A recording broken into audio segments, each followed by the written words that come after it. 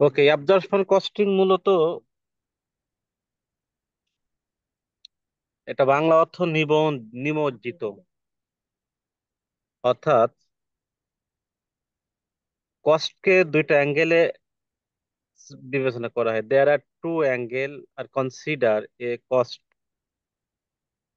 Product cost and period cost.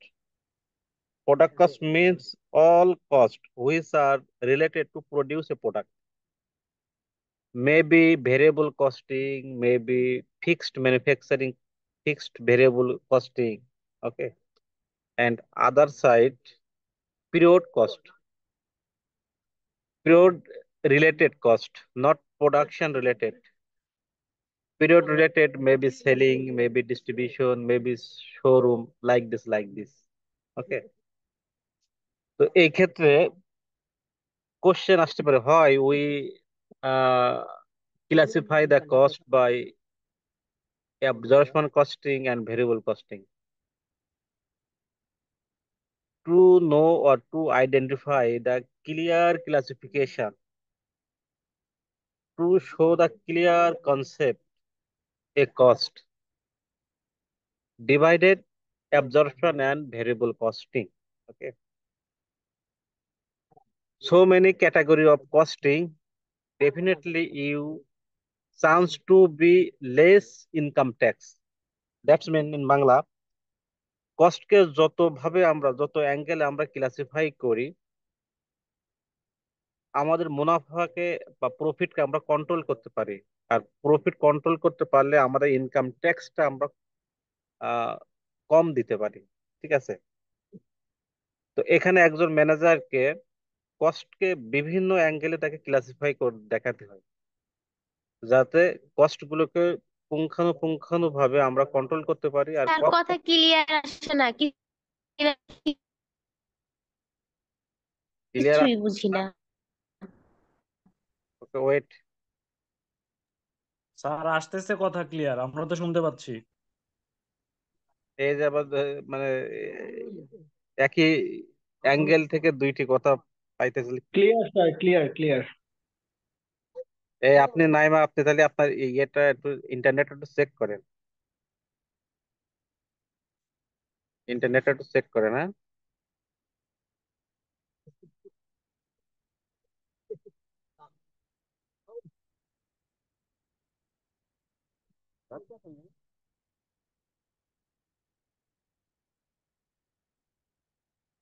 Okay, now clear. Hello, তাও sir. Clear now. Okay. Okay, absorption costing আর highlights absorption costing trade all manufacturing cost as product cost. All manufacturing cost considered as product cost, regardless whether they are variable or fixed. Variable or fixed or other cost not considered here, just product cost. Manufacturing related all cost are product cost in the concept of absorption costing. The cost of a unit or product under the absorption costing method consists of direct material, direct labor, and both variable and fixed manufacturing overhead. So under the absorption costing, a list of cost: direct material, direct labor, variable manufacturing, and fixed manufacturing overhead. Thus, absorption costing allocated a portion of fixed manufacturing overhead cost to each unit of product, along with the variable manufacturing cost. অর্থাৎ অ্যাবজর্পশন কস্টিং হচ্ছে এমন একটা cost যেখানে production related all cost are consider here. Say for example, direct material, direct labour, variable manufacturing overhead, fixed manufacturing overhead. Okay, here variable এবং fixed manufacturing overhead consider. This is the absorption cost. The absorption costing include all manufacturing cost in product cost. It is frequently referred to as the full cost method. দেখেন, absorption cost কে বলা হয় full cost method.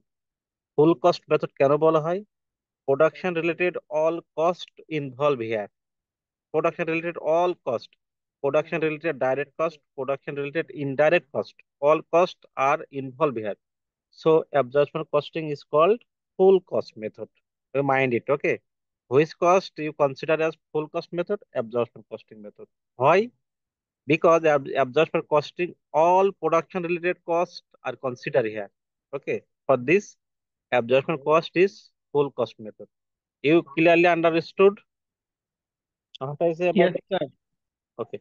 আমি বাংলা বলি, absorption কস্টিং হচ্ছে এমন একটা costing যে প্রোডাকশনের সাথে জড়িত সকল কস্টকে অ্যাবজর্পশন কস্টিং বলা হয়, এবং সকল কস্টকে প্রোডাক্ট কস্ট হিসেবে ট্রিট করা হয়। সেটা ফিক্সড হতে পারে এবং ভেরিয়েবল হতে পারে। ফিক্সড কস্ট প্রোডাকশন রিলেটেড হতে হবে, ঠিক আছে? ফিক্সড কস্ট প্রোডাকশন রিলেটেড হতে হবে।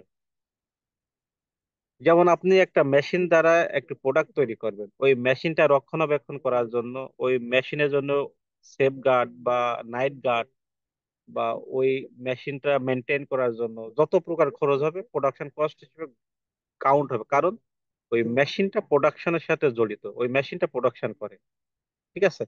এই জন্য ওই মেশিনটার জন্য স্যালারি, ওই মেশিনটার জন্য ওয়েজ, ওই মেশিনটার জন্য লেবার, ওই মেশিনটার জন্য এভরি খরচকে প্রোডাকশন কস্ট হিসেবে ট্রিট করা হয়, কারণ ওই মেশিনটি প্রোডাকশনের সাথে জড়িত। তাহলে আমরা এভাবে বলতে পারি যে প্রোডাকশনের সাথে জড়িত সকল খরচকে আমরা অ্যাবজর্পশন কস্ট হিসেবে ট্রিট করতে পারি। এই জন্য অ্যাবজর্পশন কস্টকে বলা হয় full cost method. You clear? More clear I think. Okay. এখন বলতে পারেন যে আমরা এত কস্টে কেন ক্লাসিফাই করি, যেমন variable costing, fixed costing, traceable costing, common fixed costing, তারপরে মিক্সড কস্ট, কস্ট বিহেভিয়ার, এত কস্ট ক্লাসিফাই কেন করি? কস্টকে আপনি যত বেশি ক্লাসিফাই করতে পারবেন, যত বেশি আইডেন্টিফাই করতে পারবেন, আপনার প্রতিষ্ঠানের আপনি তত কস্ট কন্ট্রোল করতে পারবেন, আর যত কস্ট কন্ট্রোল করতে পারবেন আপনার ইনকাম ট্যাক্স আপনি তত কম দিতে পারবেন। এটা আপনার মূলত মেন উদ্দেশ্য। এজন্য একজন ম্যানেজারকে আপনি 1 লক্ষ টাকা দেওয়া দেওয়া হয়, আর একজন অ্যাকাউন্ট্যান্টকে বেতন দেওয়া হয় সর্বোচ্চ 40-50 হাজার টাকা। এই কারণের জন্য, কারণ একজন ম্যানেজার সে প্রতিষ্ঠানে পুঙ্খানুপুঙ্খানু ভাবে সে প্রত্যেকটা অ্যাঙ্গেল এসে অ্যানালাইজ করতে পারে, ঠিক আছে? Okay. Now I am going to discuss about absorption costing and variable costing. Okay. Absorption costing, direct material, direct labor, variable manufacturing overhead, and fixed manufacturing overhead. Headline product cost. Headline product cost. Okay. And selling and administrative period cost. Selling and administrative period cost. This is absorption costing method.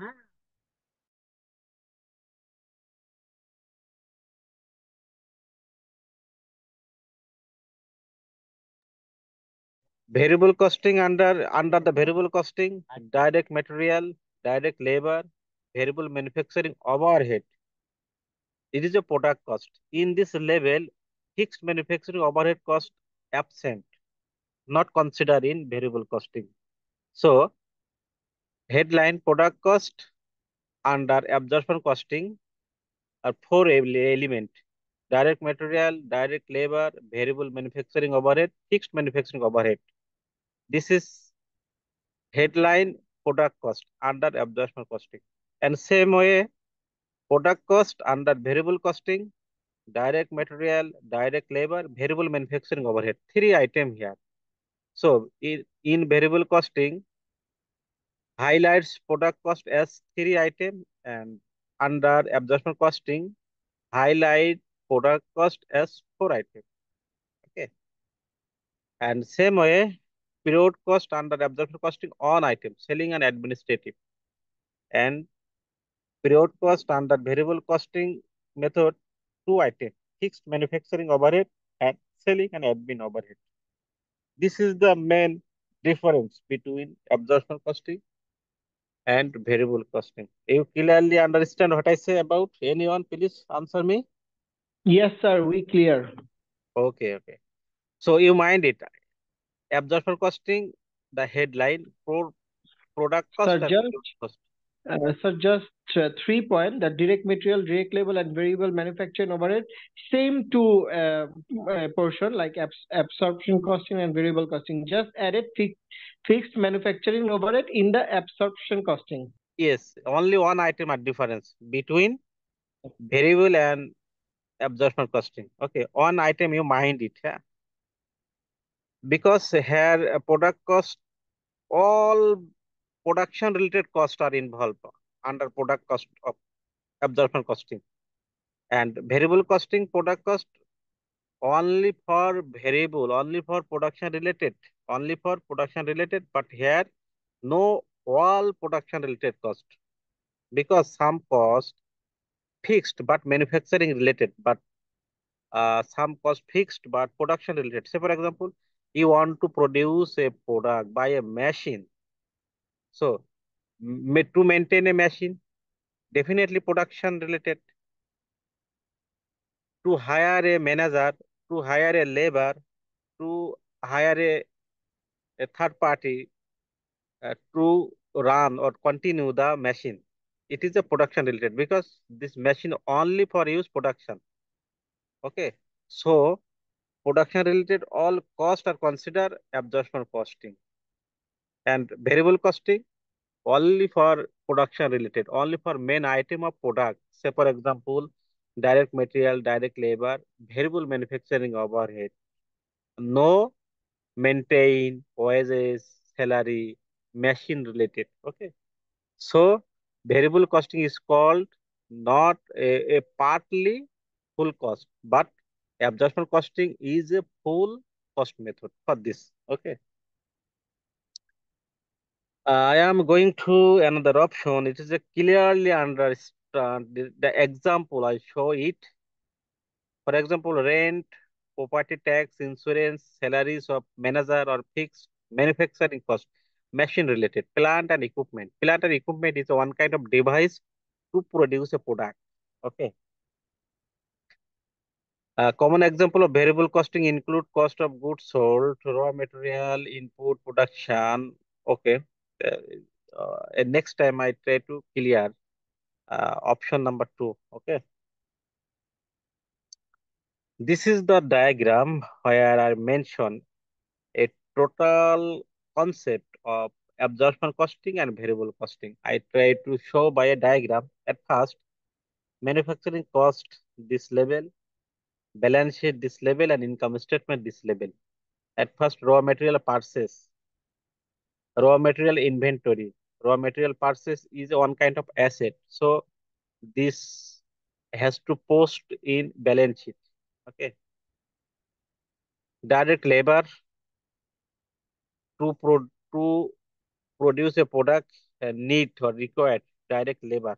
Those who are produce a product. Variable manufacturing overhead, production related. Fixed manufacturing related, production related, absorption costing. And direct labor, variable manufacturing, variable costing related.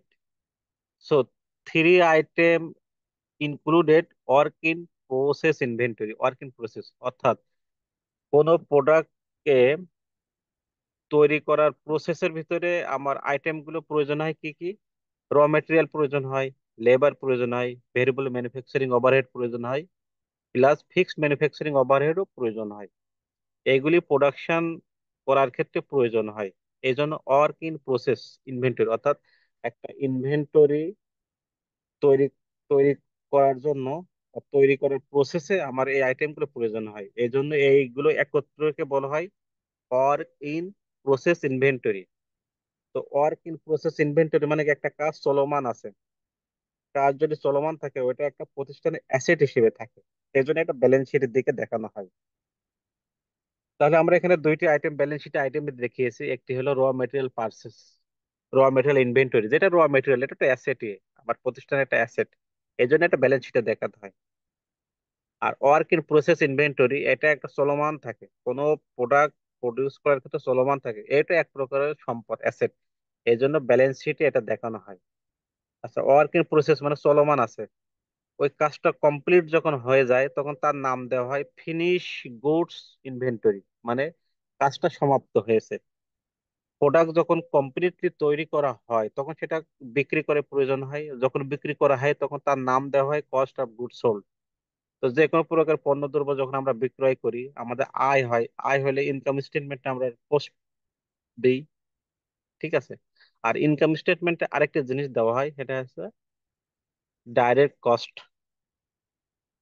এই জন্য এখানে fixed manufacturing overhead and selling and administrative expense, এই এক্সপেন্সটা দেওয়া হয়েছে কারণ আয় থেকে ব্যয়গুলো মাইনাস করলে আমরা প্রফিট পাই। আর এই প্রফিটটা নির্ণয় করা হয় ইনকাম স্টেটমেন্টের মাধ্যমে। এই জন্য ইনকাম স্টেটমেন্টে দুইটা আইটেম দেখানো হয়, একটা হচ্ছে কস্ট অফ গুড সোল্ড, বিক্রিত পণ্যের ব্যয়, আর এর সাথে যতগুলো খরচ আছে, খরচ আয় থেকে খরচগুলো মাইনাস করলে আমরা প্রফিট পাই, আর প্রফিটটা বের করা হয় ইনকাম স্টেটমেন্ট। আর ব্যালেন্স শিটে কোন আইটেম গুলো দেখানো হয়, যে একটা ফাইন্যান্সিয়াল প্রতিষ্ঠানে সম্পত্তির পজিশন জানার জন্য সম্পদগুলোকে ব্যালেন্স শিটে দেখানো হয়, সম্পদগুলোকে দেখানো হয় ব্যালেন্স শিটে।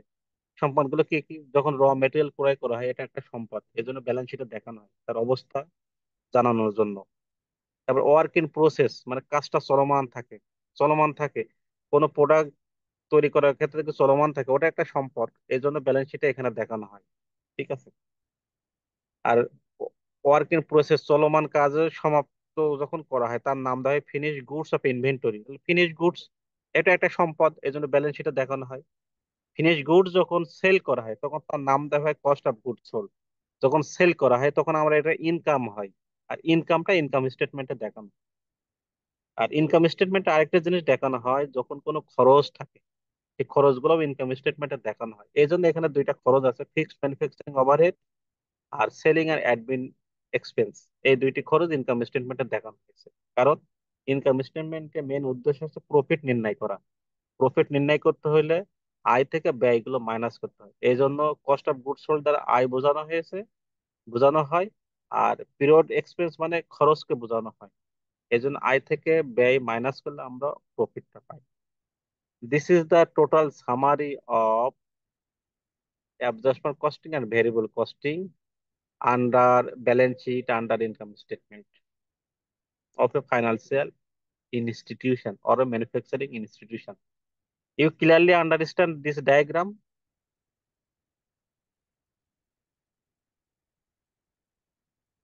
Clearly understand? জান্নাতুল নাইমা আছেন আমাদের সাথে? জি স্যার, বুঝতে পারছি স্যার। আপনি বলেন তো দেখি এখানে ব্যালেন্স শিটে কি কি দেখানো হয় সাধারণত, কোন কোন আইটেম গুলো দেখানো হয় ব্যালেন্স শিটে?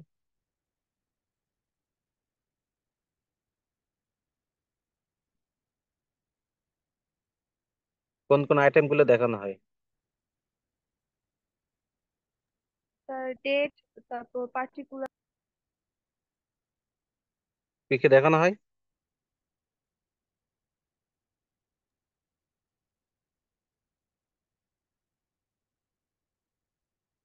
আছেন আমাদের সাথে আছেন?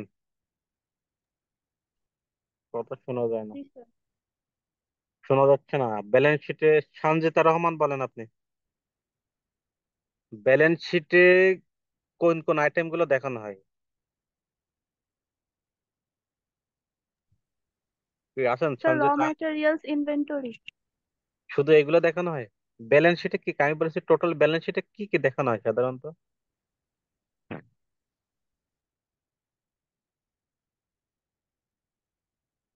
ফাইন্যান্সিয়াল অ্যাকাউন্টিং করেননি আপনারা? Asset and liabilities. Yes, asset and liabilities, মানে একটা অ্যাসেটের পজিশন এবং লায়াবিলিটি পজিশন জানার জন্য এই আইটেমগুলো ব্যালেন্স শিটে দেখানো হয়। তো অ্যাসেট, বিভিন্ন জি স্যার। শ্রেণীর অ্যাসেট এবং বিভিন্ন শ্রেণীর লায়াবিলিটিস গুলো ব্যালেন্স শিটে দেখানো হয়। তো এখানে র মেটেরিয়াল ইনভেন্টরি, এটা কি অ্যাসেট? এটা কি অ্যাসেট? এটা Yes, sir. Asset. Raw material inventory. যদি ওপেনিং র মেটেরিয়াল ইনভেন্টরি বলা হয় তাহলে কি অ্যাসেট?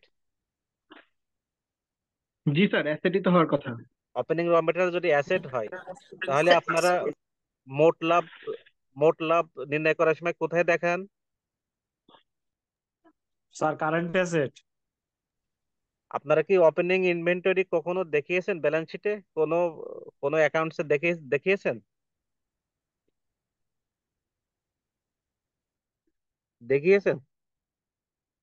ওপেনিং ওপেনিং স্টক বা ওপেনিং র মেটেরিয়াল কখনো দেখিয়েছেন ব্যালেন্স শিটে?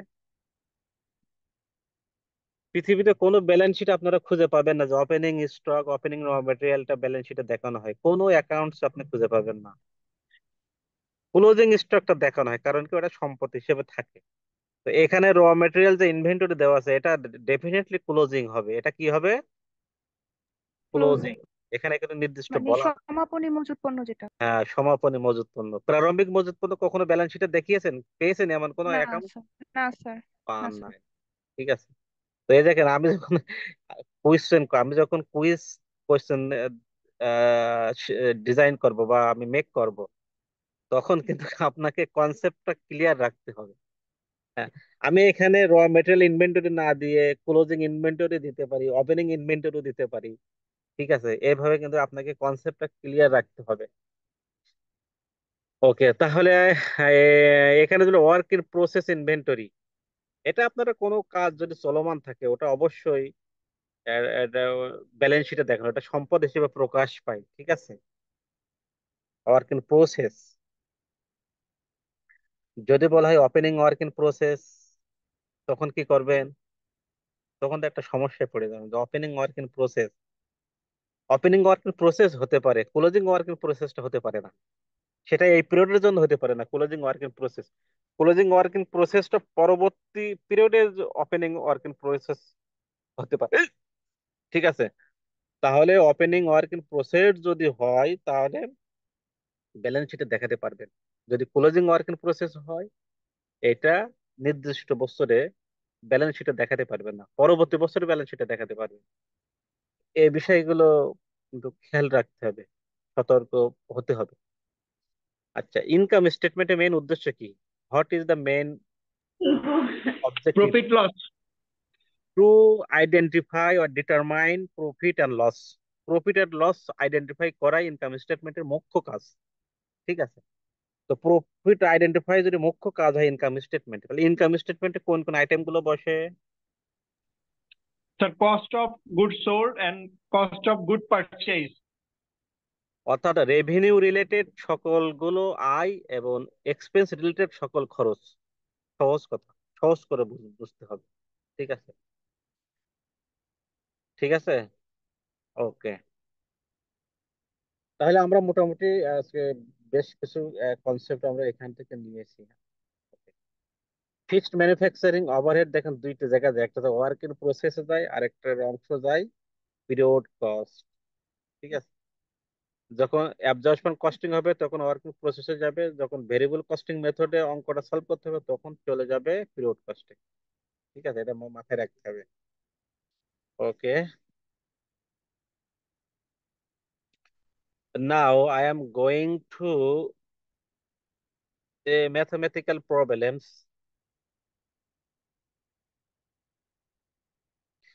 ABC Company Limited use absorption costing system. The president has recently heard about the variable cost. তারা অ্যাবজর্পশন কস্টিং মেথডে তারা অ্যাবজর্পশন কস্ট ব্যবহার করে, কিন্তু রিসেন্টলি তারা শুনেছে যে ভেরিয়েবল কস্ট সম্পর্কেও। অর্থাৎ তারা দুটা মেথডই রাখবে কি রাখবে না আমরা এটা পরবর্তীতে দেখবো। However, he supplies you the following data. এই ডাটাগুলো তারা সাপ্লাই করেছে, যেমন পার্টিকুলার এবং টাকা বা unit. Normal capacity in unit 1000,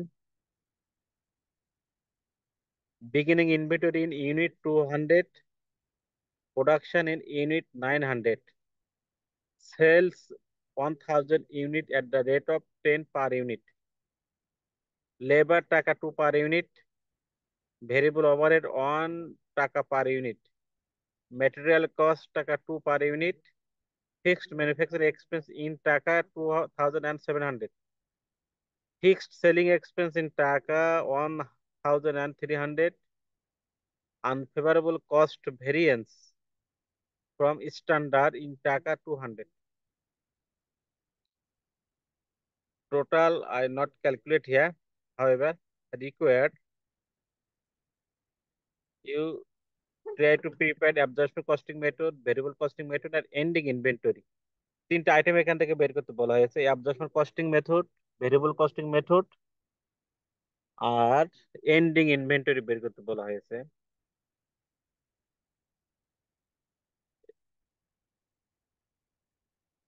absorption costing method and variable costing method আর এন্ডিং ইনভেন্টরি আমাদেরকে বের করতে বলা হয়েছে। ঠিক আছে,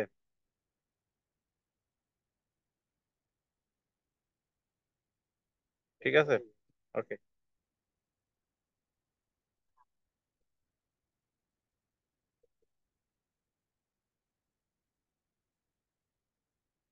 তো এখানে দেখেন variable costing and absorption costing. তো ভেরিয়েবল কস্টিং ভিতরে তিনটা আইটেম আসে, আর অ্যাবজর্পশন কস্টিং এর ভিতরে চারটা আইটেম আসে। এটা আপনাদের মুখস্থ রাখতে হবে। ঠিক আছে, ভেরিয়েবল কস্টিং এর মেথডে কয়টি আইটেম আসবে? তিনটি। ভেরিয়েবলের তিনটা।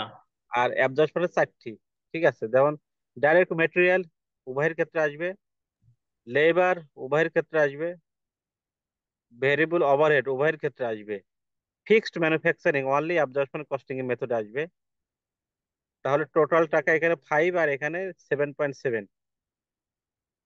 ঠিক আছে, manufacturing cost per unit, variable costing and absorption costing. আর closing in ending inventory, ending inventory বের করার ফর্মুলা কি? একটি কমন ফর্মুলা আপনাদের মনে রাখতে হবে। কমন ফর্মুলাটা কি? যে sales is equal to opening inventory plus production minus ending inventory. এই কমন ফর্মুলাটা আপনাদেরকে মনে রাখতে হবে। ঠিক আছে, আচ্ছা, এই কমন ফর্মুলাটা আমাদের পরবর্তী অঙ্কেতে আমরা দেখিয়েছি। আমরা পরবর্তী প্রোগ্রামে চলে আসি, ওখানে আমাদের আমরা দেখিয়েছি। ঠিক আছে, তো এই সম্পর্কে আর কোনো কোশ্চেন আছে কি নাই? Variable costing and absorption costing. Sir ওই টু টু এগুলো কোথা থেকে আসছে?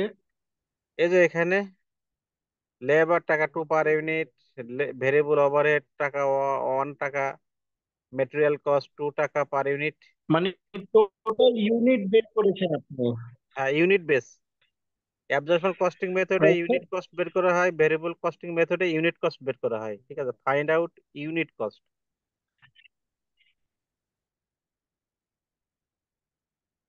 ঠিক আছে,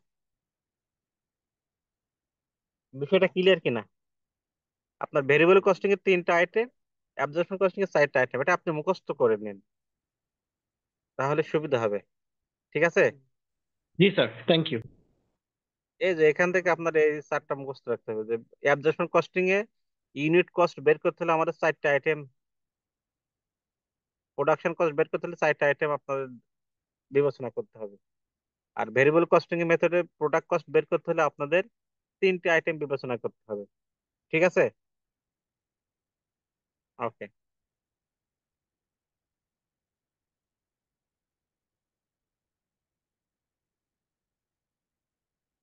আমরা আরেকটি ম্যাথ দেখি।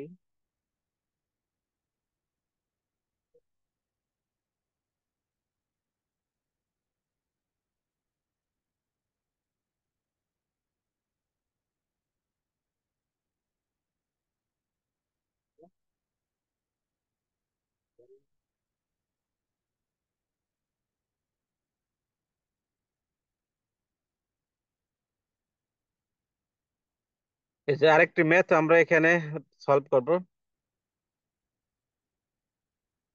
Dexter Corporation produce and sells a single product, a wooden hand loom for weaving small items such as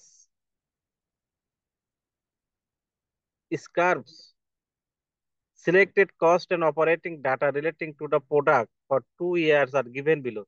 দুইটা ইয়ারের প্রোডাক্ট কস্ট দেওয়া হয়েছে, পার্টিকুলারস ইন ডলার। হ্যাঁ, selling price per unit $50। Manufacturing cost, manufacturing কস্টের ভিতরে কি কি? Variable per unit produce, variable cost, direct material, direct labour, variable manufacturing overhead, fixed manufacturing overhead 1,20,000 টাকা। সেলিং অ্যান্ড অ্যাডমিনিস্ট্রেটিভ এক্সপেন্সের ভিতরে কি কি আছে? Variable per unit sold and fixed per year 70,000 টাকা দেওয়া আছে। তারপর আরো কিছু দেওয়া আছে, দেখেন। year 1, year 2. Units in beginning inventory, unit produced during the year, units sold during the year, R units ending inventory। অর্থাৎ এখানে দেওয়া আছে ওপেনিং ইনভেন্টরি, প্রোডাকশন, সোল্ড বা সেলিং ইনভেন্টরি বা সেলিং, এন্ড এন্ডিং বা ক্লোজিং ইনভেন্টরি এখানে দেওয়া আছে। ফার্স্ট ইয়ারে ওপেনিং ইনভেন্টরি বা বিগিনিং ইনভেন্টরি 0, সেকেন্ড ইয়ারে 2000। Unit produce during the year, অর্থাৎ ওই বছরে উৎপাদন করা হয়েছে ফার্স্ট ইয়ারে 10,000, সেকেন্ড ইয়ারে 6,000। ইউনিট সোল্ড মানে বিক্রয় করা হয়েছে ইয়ার 1 8,000, ইয়ার 2 8,000। ক্লোজিং ইনভেন্টরি অথবা এন্ডিং ইনভেন্টরি ইয়ার 1-এ 2,000 আর ইয়ার 2-তে 0। রিকোয়ার্ড কি বলেছে, assume the company use the absorption costing, company absorption costing method use করে তারা। এ নাম্বার বলা হয়েছে computer unit product cost is year, প্রত্যেক ইয়ারে প্রোডাক্ট কস্ট বের করতে হবে। Prepare the income statement for the is year, প্রত্যেক বছরে ইনকাম স্টেটমেন্ট দেখাতে হবে। তো ইনকাম স্টেটমেন্টের প্রসেসটা আমরা এখানে দেখবো। ইনকাম স্টেটমেন্ট অঙ্কটা আমরা এখানে প্র্যাকটিক্যালি সলভ করবো না, কারণ এখানে আমাদের অনেক সময় প্রয়োজন হবে।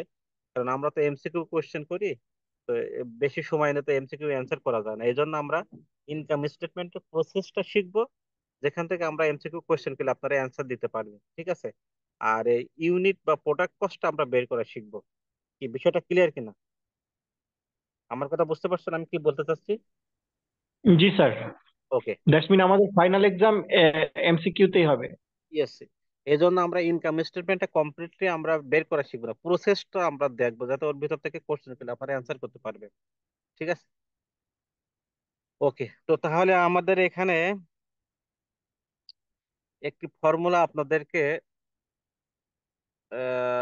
জানতে হবে। ফর্মুলাটা আমি এখানে কি লিখেছি, এখানে আমি ফর্মুলাটা লিখে নিই।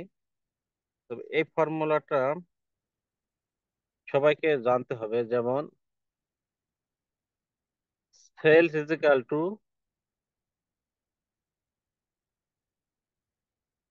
ওপেনিং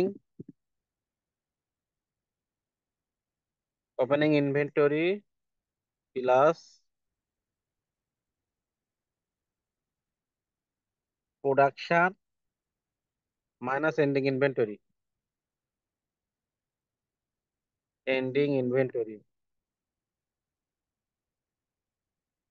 এই ফর্মুলাটা আপনাদের সবার মুখস্থ রাখতে হবে, ঠিক আছে। কারণ এখানে আমি কখনো ওপেনিং ইনভেন্টরি বের করতে বলবো, কখনো এন্ডিং ইনভেন্টরি বের করতে বলবো, কখনো প্রোডাকশন বের করতে বলবো, অথবা কখনো সেলস কত আমার বের করতে বলা হবে, ঠিক আছে। তো আমরা ইয়ার ওয়ানে এই ফর্মুলাটা আমরা ইউজ করে দেখি। ইয়ার ওয়ান, ঠিক আছে। আচ্ছা, ইয়ার ওয়ানের সেল ছিল কত মনে আছে? ইয়ার ওয়ানের সেলিং কত ছিল?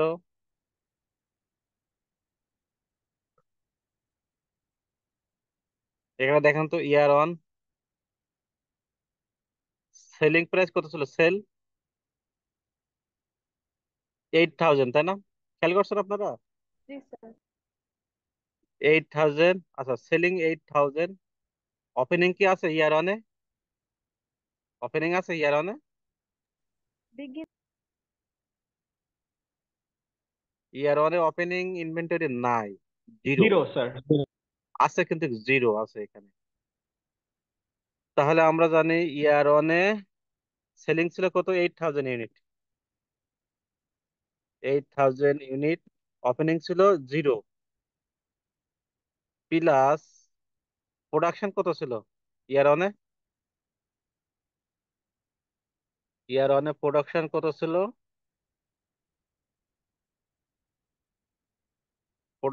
ছিল? ইউনিট প্রডিউস ইয়ার ওয়ান 10,000। কত ছিল?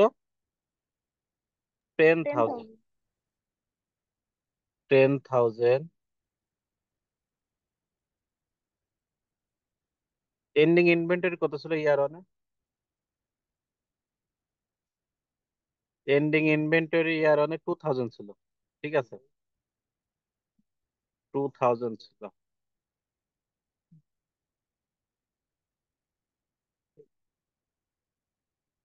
এই যে তাহলে এখানে আমরা দেখেছি ইয়ার ওয়ানে আমাদের সব আইটেম গুলো মোটামুটি ছিল, ঠিক আছে।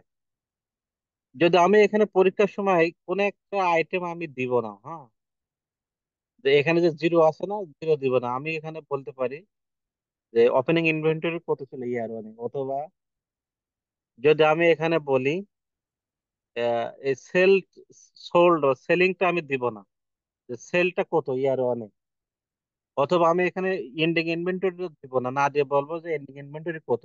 তখন কিন্তু আপনাদেরকে বের করতে হবে। বের করতে হবে কিভাবে তো জানেন, তো প্লাস মাইনাস করে এপাশ ওপাশ করলে বের হয়ে যায়, ঠিক আছে। ইয়ার টু, ইয়ার টু সেম। ইয়ার টুটা সেল কত ছিল আমরা দেখি। ইয়ার টুটা দেখেন, ইয়ার টু সেল প্রাইস কত ছিল ইয়ার টু তে, 8,000, তাই না? ওকে, 8,000, আর প্রডিউস আছে 6,000।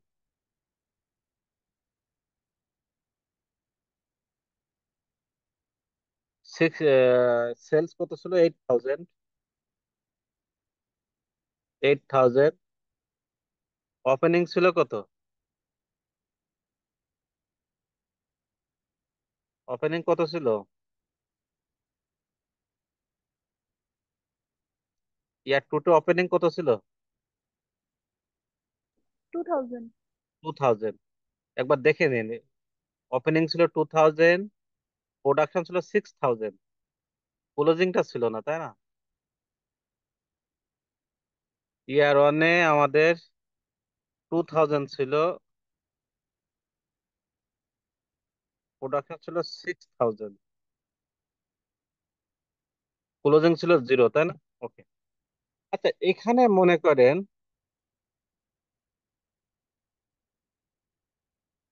এখানে মনে করেন যে ইয়ার টু তে আমি এই যে 2,000 দেওয়া আছে না, এখানে মনে করেন আমি এই 2,000 দিলাম না, 2,000টা দিলাম না, ঠিক আছে, মিসিং করে দিলাম। তাহলে এখানে কত হবে, বের করতে পারবেন? স্যার 2000ই হবে। এটা তো দেখে দেখে বলছেন, মনে করেন যে দিলাম না এখানে, তাহলে আপনারা এখানে 2,000 হবে, কিভাবে হবে 2,000? তার কারণ ইউনিট এন্ডিং ইনভেন্টরি 2000 আছে প্রথম বছরের, তো প্রথম বছর এন্ডিং ইনভেন্টরি পরের বছরের ওপেনিং এ চলে যাবে। এক্স্যাক্টলি, এক্স্যাক্টলি, এই যে যে এখানে এন্ডিং ইনভেন্টরি আছে 2,000 ফার্স্ট ইয়ারে, ফার্স্ট ইয়ারে যেটা ক্লোজিং হবে সেকেন্ড ইয়ার সেটা ওপেনিং হবে, ঠিক আছে। এই জন্য, এই জন্য, ঠিক আছে। তো এখানে কিন্তু আপনাদের বেশ কিছু প্রশ্ন করে আমি আপনাদেরকে বিভ্রান্ত ফেলবো। তো আপনাদের এই ফর্মুলাটা মনে রাখতে হবে, sale is equal to opening inventory plus production minus ending inventory. তো এখানে আমি দেখা গেল সবগুলো দিব, কোনো একটি দিব না, তো এটা বের করো। কিন্তু আপনাদের কিন্তু এইভাবে প্লাস মাইনাস করে পক্ষান্তর করে বের করতে হবে, ঠিক আছে। বিষয়টা বোঝাতে পারলাম কিনা? স্যার প্লাস মাইনাসটা কিভাবে করবো এটা একটু দেখায় দেন। মনে আচ্ছা, করেন যে আমাদের আচ্ছা, দ্বিতীয় ঠিক বছর আছে, 10,000টা নাই, প্রথম ঠিক আছে। ইয়ারের 10,000টা নাই, তাহলে ওটা কেমনে বের করবো? আচ্ছা, আমি প্রথম ইয়ারে মনে করি এখানে আছে এন্ডিং ইনভেন্টরি দেওয়া নাই, যে বের করতে বলা হবে এন্ডিং, তাই না? এন্ডিংটা বের করতে হবে, তাহলে আপনাদের প্লাস মাইনাস করতে হবে। 8,000 আগে আপনারা বসান এখানে, 8,000 ইজ ইকাল টু, প্লাসের সাথে 10,000 যোগ দিলে কত হবে? 10,000 না, ঠিক আছে, মাইনাস এন্ডিং, আচ্ছা, এন্ডিং। এন্ডিং। তাহলে আপনারা পক্ষান্তর করবেন এই পাশে, যদি এই পাশে ওই পাশে নেওয়া হয় প্লাস মাইনাস হয় না, হয় না? জি স্যার, প্লাস মাইনাস হয়।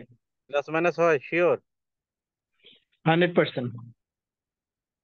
তাহলে এই এন্ডিং আগে কি প্লাস হবে? ইজিক্যাল টু মাইনাস হবে স্যার। শিওর মাইনাস হবে, শিওর। এই যে আমি যে এন্ডিং ইনভেন্টরি এই পাশে নিয়ে গেছি, দেখে এখানে প্লাস হবে না মাইনাস হবে, বলেন। এ পাশে পাশ করলে প্লাস মাইনাস চিহ্ন চেঞ্জ হয় না, হয় না? স্যার বলেন। চেঞ্জ হয়।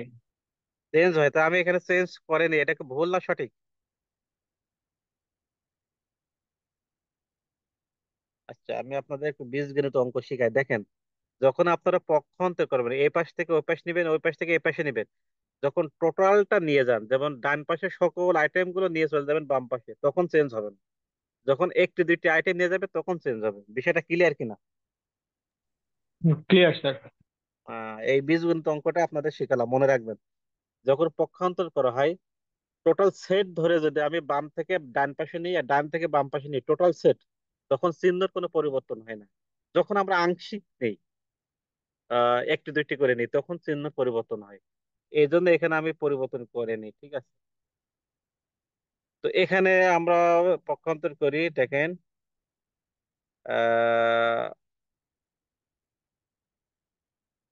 10,000 ইজ ইকাল টু,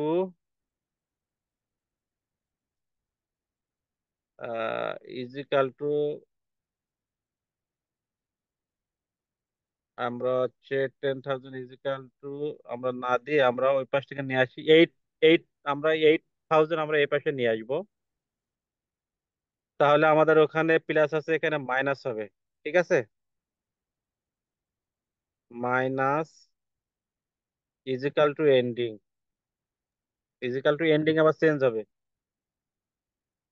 কারণ সম্পূর্ণ নিশ্চয় শুধু এন্ডিংটা নিয়েছি। ঠিক আছে, বুঝতে পারছেন? বুঝতে পারছেন কিনা? জি স্যার। এই যে, এই নাইমা, আপনি বলেন, বুঝতে পারছেন না ইকুয়েশনটা? জি স্যার। ইকুয়েশনটা বুঝতে পারছেন আপনি? জি স্যার। বুঝতে তো পারছেন, কিন্তু চিহ্ন কখন পরিবর্তন করা হয়, কখন পরিবর্তন করা হয় না, এটা জানেন কিনা? এটা কিন্তু সবাই ভুল করে। হুম। কারণ কি, বীজগণিতের উপরে অনেকে দক্ষ কম থাকে তো, এই জন্য। এই যে চিহ্ন কখন পরিবর্তন করা হয়, কখন পরিবর্তন করা হয় না, অর্থাৎ আমি আপনাদের এই ইকুয়েশনটা বেশি সময় নিয়েছি এভাবে, যে ইকুয়েশনটা মনে রাখবেন। আপনি এখান থেকে যে কোনো একটি মিসিং করে দিব, দেওয়ার পরে আমি বলবো ওপেনিং ইনভেন্টরি কত, বা প্রোডাকশন কত, অথবা এন্ডিং ইনভেন্টরি কত, আপনাদেরকে বের করতে হবে এক্সামে। ঠিক আছে? ডেফিনেটলি বের করতে হবে, এই জন্য আপনাদের শিখালাম। অর্থাৎ এই ফর্মুলাটা আপনারা প্রয়োজনে লিখে রাখেন। Sale is equal to opening inventory plus production minus ending inventory. ঠিক আছে? তাহলে আমরা ইয়ার ওয়ান এবং ইয়ার টু তে আমরা এখানে এভাবে বসিয়েছি।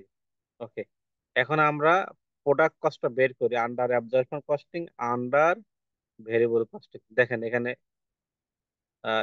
Under absorption costing, production cost আমরা এখানে বের করেছি। ঠিক আছে? Direct material 11, 11 year one year two, direct labour 6, 6 year one year two same.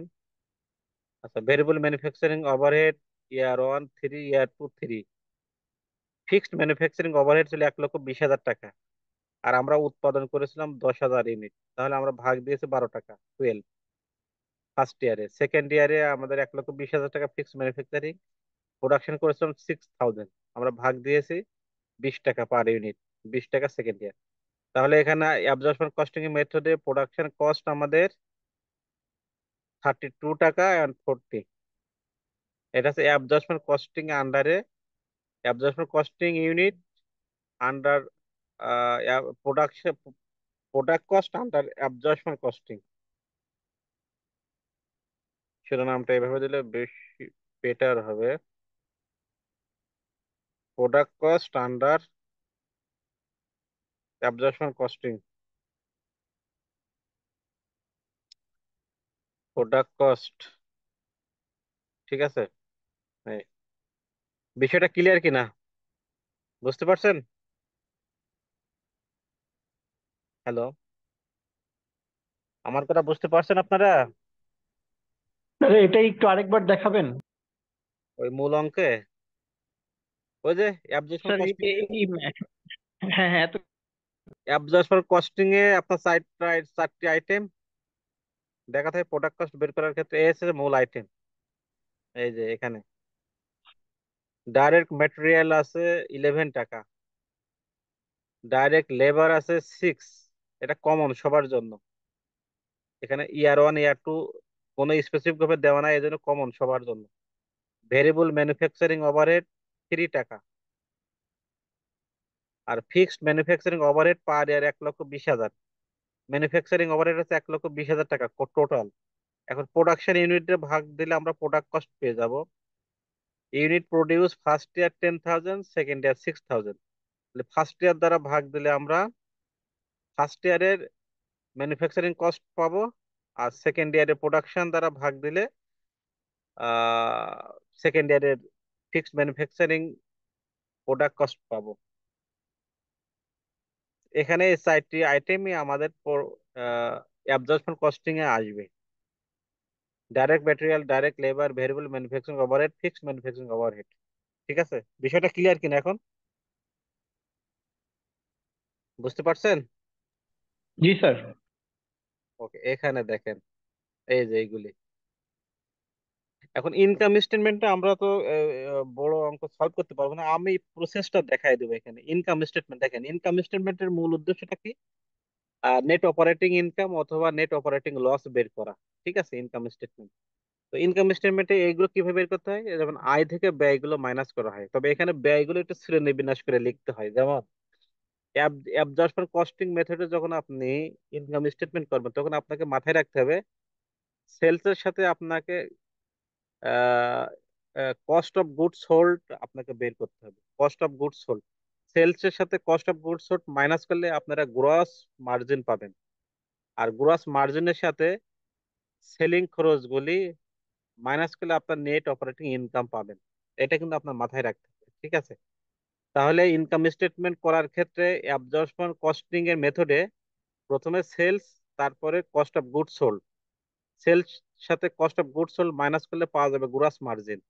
আর গ্রস মার্জিনের সাথে পিরিয়ড কস্ট, তার মানে সেলিং অ্যান্ড অ্যাডমিন কস্টটা মাইনাস করলে আপনারা নেট অপারেটিং ইনকাম অথবা লস পাবেন। এই প্রসেসটা আপনার মনে রাখতে হবে, অঙ্ক করার ক্ষেত্রে সময় থাকবে না।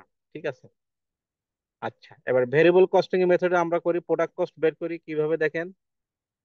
ভেরিয়েবল কস্টিং এর তিনটি খরচ আসবে: ডাইরেক্ট ম্যাটেরিয়াল, ডাইরেক্ট লেবার আর variable manufacturing. First year second year 20 টাকা।